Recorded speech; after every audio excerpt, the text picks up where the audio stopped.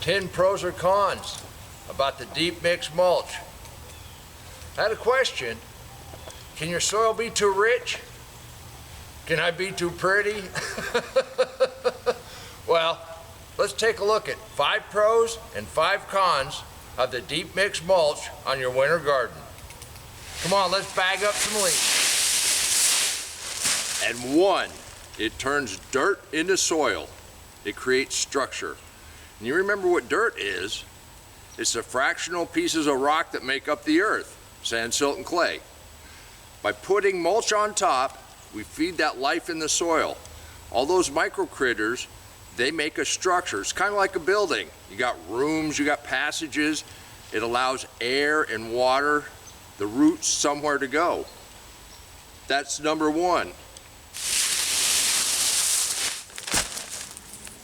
Number 2 is a con. Sometimes, depending on who you talk to and what scientist you're looking at, too much shavings or wood chips can actually draw some of that nitrogen out of the soil. And number 3, it moderates the moisture in the soil. It prevents evaporation. You don't have to water so much in the summer.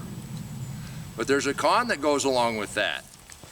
And that's number 4. It does minimize evaporation, but if you don't keep it fluffy, you run the risk of getting pockets of anaerobic bacteria.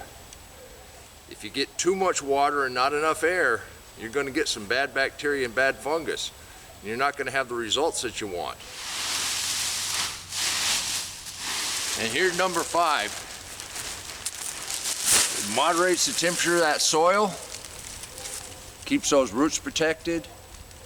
You can grow tomatoes in 113 degree temperature, but those roots are 20 degrees cooler.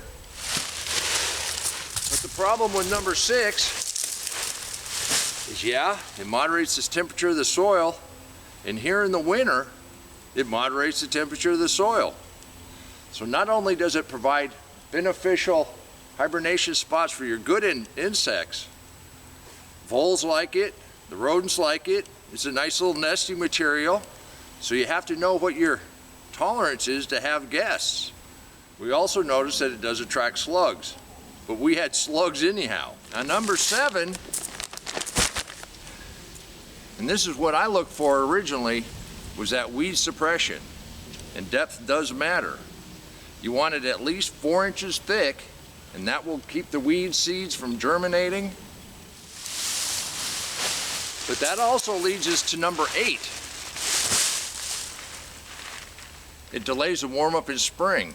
And you have a lot of things that want that soil temperature to be above 50 degrees, sometimes to 70 degrees to get really good growth growing. That's why I like to use the pitchfork. Anytime I'm planting seeds, you've seen me, I just pull that mulch out and I allow that soil to get the direct sunlight, and it warms it up pretty quick. And I think the pros outweigh any kind of the cons.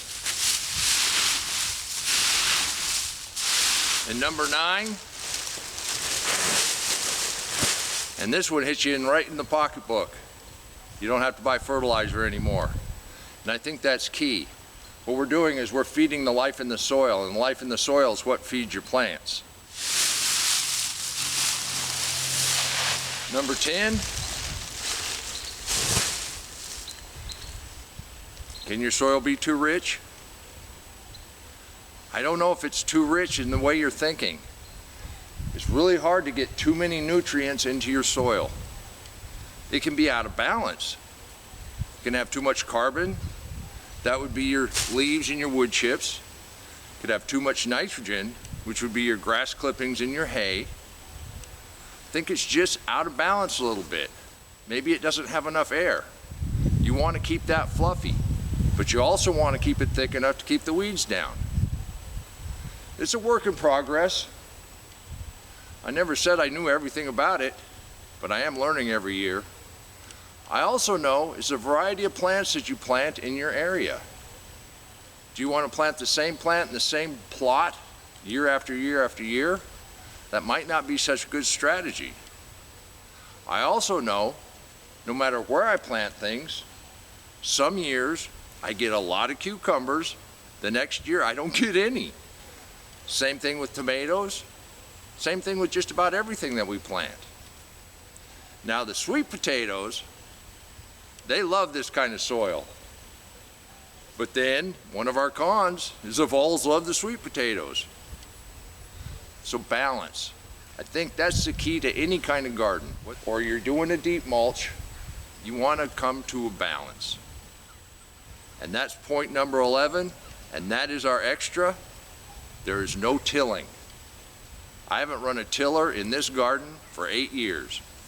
And of course, the hardest work you're ever going to do in a deep mixed mulch garden is harvest. You can do this too. We've been doing this for 8 years. We get more food than we can eat, more food than we can put up, and as much food as we can give away.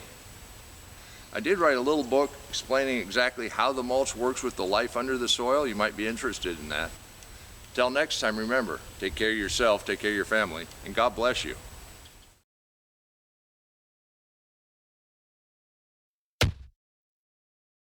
Come on, let's plant. Let's go plant garden.